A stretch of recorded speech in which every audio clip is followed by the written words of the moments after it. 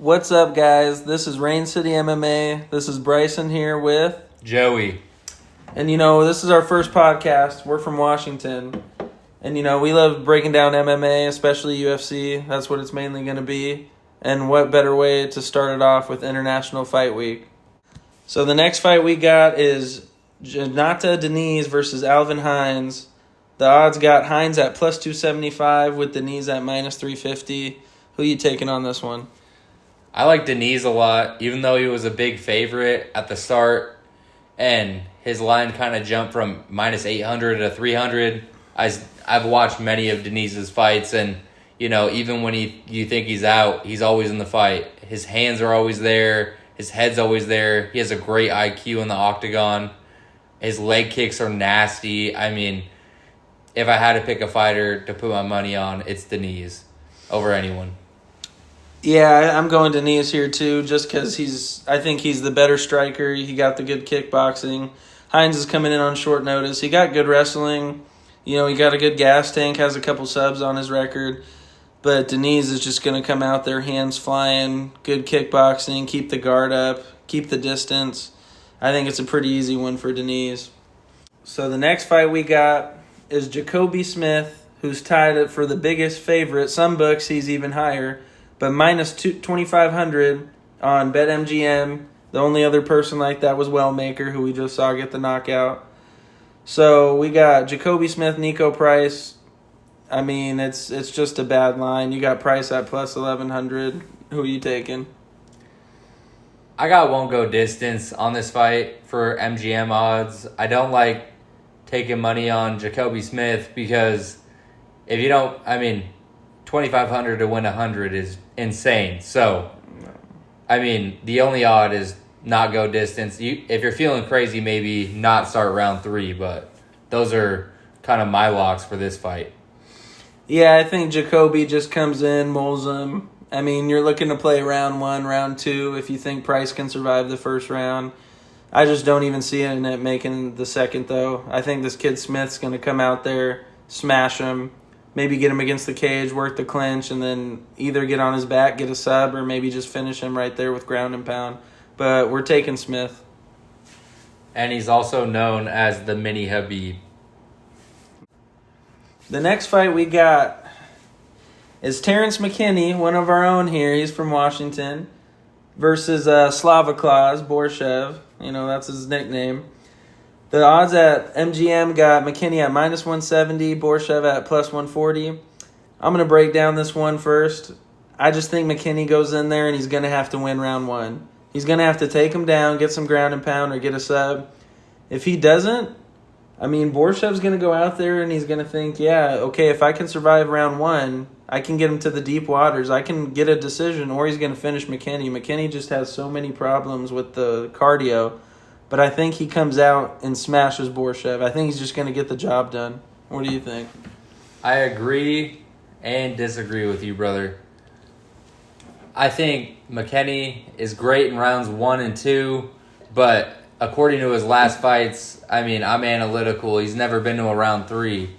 Borshev just got subbed in a jiu-jitsu match, and that was in round 1 or 2. I think that's very open for McKinney. But I see after round 2, it goes into deep waters and McKinney starts losing hope. So I am going to pick McKinney, but if it goes into deep waters, I'm going to be scared. So fight start round 3, no, I'm going to pick the under. And this is another fight where you guys could look to maybe bet the live odds. So if McKinney doesn't get him out there in the first and Borshev is somehow plus money, you should take him. I agree with that. Next fight, we got women's flyweight. Viviana Araujo versus Tracy Cortez. Gosh, guys, this is one you just probably want to stay away from. Cortez is the favorite on MGM at minus 260. Araujo plus 210. To me, this is a dog or pass situation. You got a seven age gap. Tracy got good cardio, good wrestling, decent technical boxing, but she lacks head movement. Araujo pops. She might be able to swing on this girl and pop her. And if anything, it's going to go to a decision. It's women's flyweight. I mean, what else is it going to go to? It's probably going to be a split, but I'm going to go Araujo. Like I said, dog or pass. Don't play Tracy. What do you think? I mean, I'm not necessarily in the same boat, but I do think start round 3 is a lock. It is women's flyweight. Tracy has gone to deep waters with, I mean, some of the best, you could say, in the division. As far as Rose, that's a crazy opinion. But, I mean, she did go all the way with Rose. So And at elevation. Exactly. I mean, so you can't discredit her cardio, no doubt. Her head movement does lack. And, I mean, her wrestling's pretty good, but she doesn't look for the finish on the ground, which is very unfortunate. So, for that reason, I would have to pick Araujo if I were to pick. But I think my locks for this fight are start round 3 and go the distance just because it is women's flyweight. Yeah, and it's going to be tough. I mean, Tracy, she's going to have to get the wrestling going early, but Araujo got 80% takedown defense. I mean, if she gets her against the fence, stuffs those takedowns, maybe reverses, works her clinch game, it's going to be a long night for Tracy, but it's a close one, guys. I'd just say stay away from it. It could be a split, and you're not going to be happy wherever your money's at. It just reminds me of like the Alex Pereira Ankalaev card, Great takedown defense, technical boxer versus a wrestler. And, I mean, man, if your money's on that fight and you have a parlay or something, it could go either way, and that's never a great night. Yeah, this is one, start round 3 and distance are definitely locks, but don't play the money line on either. Dog or pass.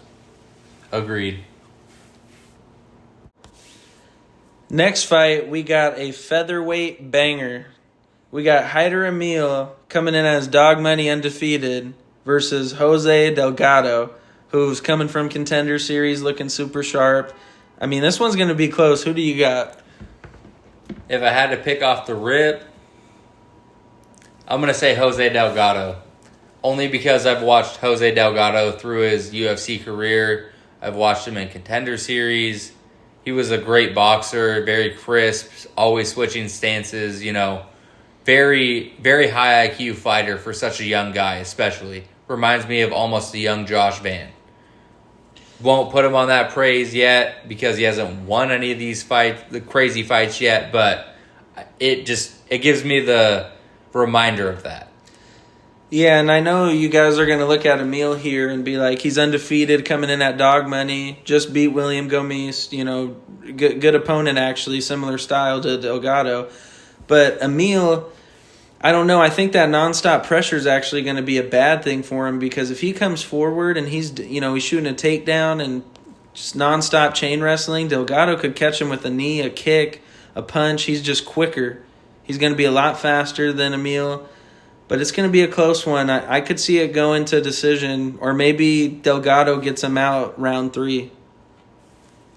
I agree. I mean, even maybe round 2, he tags him in the first round with a knee. Later in the fight, tags him with a 1-2 in the second round and ends up finding a nice sweet punch to finish it off.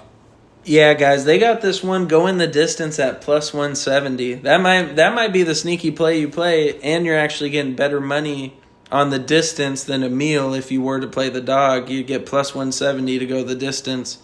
I mean, I think it's going to be close. It's going to depend, really, who gets caught or who doesn't. Next fight, we got our last prelim of the night, and this one is a banger middleweight matchup. We got Jack Hermansson, the veteran, versus Gregory Rodriguez, who you'd also think is a veteran just by the way you're looking at him. But this one, MGM got Hermansson at plus 185, Rodriguez minus 225. Who you going with on this one? Honestly, my sneaky play of the night would have to be not go the distance on this fight. I do think Hermansson holds a little bit of an advantage, considering that Rodriguez just got knocked out by Jared Cannonier 4 months ago. Even though Hermansson is the dog, I mean, I think he has everything he needs to put Rodriguez away. Cannonier, you always questioned, he's good in wrestling, his striking's okay, and he knocked out Rodriguez. So I think Hermanson has a better shot than Rodriguez at this fight, but if I had to pick, I'd say not go distance. Yeah, for me, I'm going to go the opposite, actually. I think it will go the distance. I think Hermanson, he's kind of facing a similar matchup in Joe Pyfer, how he won last time. It was a 5-rounder, and Pyfer probably won the early round, so Jack would have lost if it was all 3. But Rodriguez, he just comes in with that chin up. He got the power, though. That's scary, and his grappling and wrestling's better. But Hermanson has good takedown defense, really clean low kicks. He just gets you off your balance and starts coming forward. Dirty boxing, good gas tank. For me, it's dogger pass just because I can't trust Rodriguez's chin. Minus 225, it's a little chalky. But if you're going to play Rodriguez, you might as well play the KO. I don't see him winning points if it goes all 3. So, kicking us off with the main card, we got a bantamweight bout between Peyton Talbot and Felipe Lima. Both of them are young prospects. Felipe Lima at a minus 185 favorite against Peyton Talbot at a plus 155 dog. Peyton Talbot did get dominated in his last fight, and that was strictly wrestling for 3 rounds. Peyton Talbot, everybody knows on the feet, it's a fair fight. He throws knees, crazy kicks, punches in bunches. His combos are insane. You can never predict where he's throwing from. Felipe Lima, he's a very dominant wrestler. He's a very active striker. He does fade throughout the fight, though. So, if I were to pick, I would pick dog or pass on this fight. Yeah, I think for me it's the dog too. I'm going Peyton. I think people are so low on him after his last performance. They're thinking Lima's another young guy coming in here. Barcelos was older, but Lima has that wrestling pedigree, good jiu-jitsu. But man, Peyton showed us good takedown defense before. That fight was kind of an oddball one. He was facing the best wrestler he's faced of his career. His hands are so fast. He got great boxing combos. Has holes in the wrestling and grappling, yes. Lima's good at that. It might be that simple where Lima just out-grapples and wrestles him and for a decision, but Lima throws such a low volume of strikes. I could see Peyton coming in there and just throwing too much volume and doing too much work, and the judges love that stuff. They love when someone's just going forward and keeps throwing, even when they're down or getting taken down. So I'd say look at this one to go the distance. I think it goes all 3. I think people are thinking finish early, but we're going Peyton decision. Okay, guys, next one. We got the Battle of the Unks here. Fan favorites. We got Benny Benil Dariush versus Hanato Money Moicano. This one, they could be fighting for their jobs, or just their rankings at least. And this one's minus 115 Moicano, minus 105 Dariush. Who you got in this one? Honestly, I got Dariush just after the finish from Islam and how Moicano was acting at the press conference. I do believe Dariush was a more confident fighter. Dariush has only fought killers in the past. He's just a beast in every way. Yeah, if you just look at his competition, he's fought Charles Oliveira, Arman Sarukian, Mateus Gamrot. He's fought straight killers. Yeah, Moicano's had a good run. He fought BSD. I believe, not Grant Dawson, but he fought, Drew Dober. And then he also just had the Islam fight. I don't know. It's just one of those things where maybe Moicano already got that check, and now he knows I never can become champion again. He'll never get back to that belt, no matter what win streak he goes on. He's out of it at 36. I'd have to go Dariush here. But this is another fight where it's risky. You might just want to pass it. It could go the distance. It could not. Moicano could win. He couldn't. You're playing with your money here if you're putting anything on it. I do agree. This is probably the most risky fight on the card. Yeah. We're going Dariush, though, both of us. Agreed. This next fight we got, guys, is a flyweight banger. We got number 12 ranked Joshua Van, my favorite fighter, also Joey's, man. We've been on this guy since the Kevin Borjas fight. I believe when he fought Yuri and Pereira on that card. It might have been 303, not sure. But, man, Joshua Van is such a killer, dude. His boxing, the way he goes to the body and then comes up top. But then you got Raw Dog Royval, who's coming in at dog money plus 105. I mean, he's the number one contender. He's fought Pantoja. He's fought Moreno. He's fought the who's who of the flyweight division. It's going to be a close one, guys, but I'm going Van decision. I'm not backing down on this guy. I think he's a future champ, and I just think you can't go against him. When he's on this hot streak, you got to keep riding it. I mean, yeah, like Bryson said, he's one of our favorite fighters ever. Like, of the flyweight division, he's been ruling it, man. I mean, I love watching him get decision, right? I mean, like he said, hits him with the body shot, comes up to the head. But the best thing about Joshua Van's game is he never forgets the leg work. If you look at this dude's legs, they are tree trunks, brother. He will kick your leg out from under you and then hit you with the body shot, push you against the cage, 1, 2, boom. Now he has KO power and he's felt that. I think I have to disagree with the decision. I think Joshua Van gets it done in the third, but I do love Joshua Van moneyline. That's the easiest play for this fight for me. Joshua Van moneyline at minus 125. I know Brandon Royval is a striker, but give me that, brother. I mean, Brandon Royval is coming off the concussion where he said he didn't know if he can see light. He can't even be on his phone. When he gets hit with a body shot, a leg kick, and then puts up against the cage against Joshua Van and gets hit with a 1-2, I mean, what do you think is going to happen then?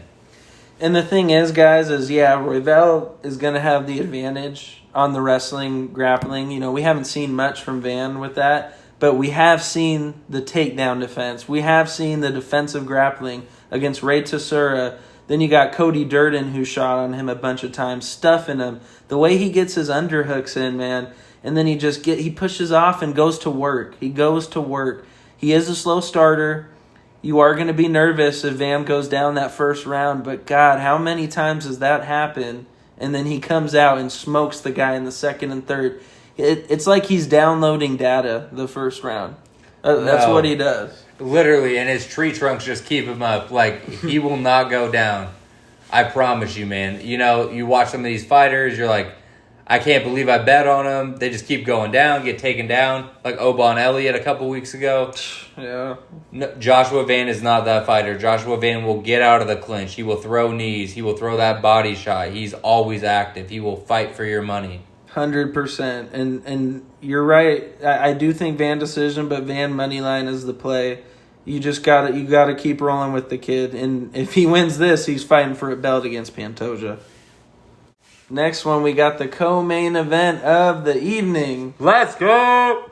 Pantoja at minus 250 versus Kai Car France plus 200. Guys, this one's going to be good. Who are you going with, Joey? Off the rip, I'm going to have to go with Pantoja. I've bet on him every one of his fights. I mean, his last fight, I bet on him money line and sub. I'd love to see that here. Kai Car France has an 88% takedown defense. I mean, and he's fought pretty good guys as well. So I don't see the sub happening again. I mean, the KO's always live, but if I did have to pick, it's more so like money line or start round 3. I like Pantoja decision a lot on this fight. He's a champ. I mean, he's the best. You know, I see a lot of people picking Kai Car France, and I can see why. You know, even Pantoja said he's the Mike Tyson of my division. He has the one-punch KO power. You know, he's a low-volume striker, though, but he times his counters well. I think it's going to be close. I could see Kai winning 2 rounds or maybe a round, but I see Pantoja going out there, you know, saying, fuck that takedown defense. I'm going to keep shooting until I get your ass down. My gas tank's better. You've been to these deep waters, but not with someone like me. And Pantoja has that pressure striking like Merab, where he's just going to go in front of your face and swing. I mean, it doesn't matter. And I could see a decision also. I think Pantoja is the most disrespected champion. We just watched the press conference, and he said, fuck the pound-for-pound rankings. It's bullshit. And it is bullshit. People like Pereira, Tom Aspinall, JDM, who just won the fucking title, is above Pantoja. Pantoja? The guy with 3 title defenses. They had to go get a guy from another fucking promotion to face this guy, Kai Asakura, because no one is beating him, and he's going to show that again this weekend. And what happened to Kai Asakura? He got fucking subbed. Yep. And it could be, again, Pantoja could prove everyone wrong and maybe just finish this guy again early, and we're all going to be sitting there saying, oh, shit, it was so obvious Pantoja's going to win. And we think it is, but we see a lot of people putting money on Kai. I mean, the odds have changed. So we're riding with Pantoja, the champ. All the way, baby. Come on. The main event of International Fight Week, guys, and oh my God, this is a banger. We got Ilya El Matador Topuria versus Charles do Bronx Oliveira.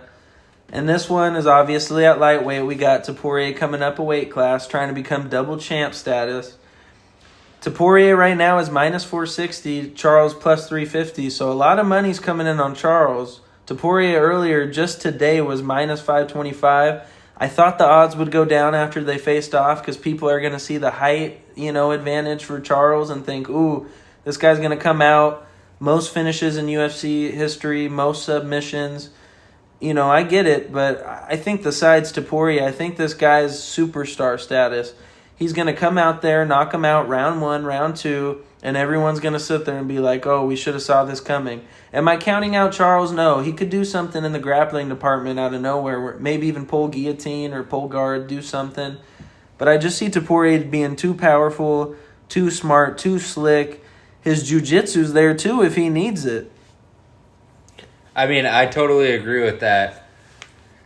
I mean, I love Charles Oliveira. I've been a Charles Oliveira fan. I've bet on Charles Oliveira with my money. And the unfortunate part about age is it takes a toll on your body, especially when you've been doing the fight game this long. I mean, he's the GOAT. But if I had to pick Ilya, I mean, he's knocked out the greatest ever, Volk. He's knocked out Max, who's never been knocked out before. I mean, Charles got dropped 3 times by Michael Chandler. I don't know what Ilya Topuria could do besides that. I mean, if he's knocked out someone who's never been knocked out, Charles has been knocked out, subbed multiple times by multiple different people. Topuria is the new dark horse of the division, and he's going to prove that in a new division, which I think is incredible. So I'm going to take Topuria by KO in this fight and not go the distance are my locks. Yeah, I think Charles, the damage he's taken from Gaethje, even Dustin dropped, Gaethje dropped him like 3 times. He had Chandler drop him. Even Chandler dropped him in their most recent rematch, guys, 5th round. That chin is there to be cracked, and if this man goes forward against Ilya, like Ilya said, Volk, Max, they knew to keep the distance, work on the outside.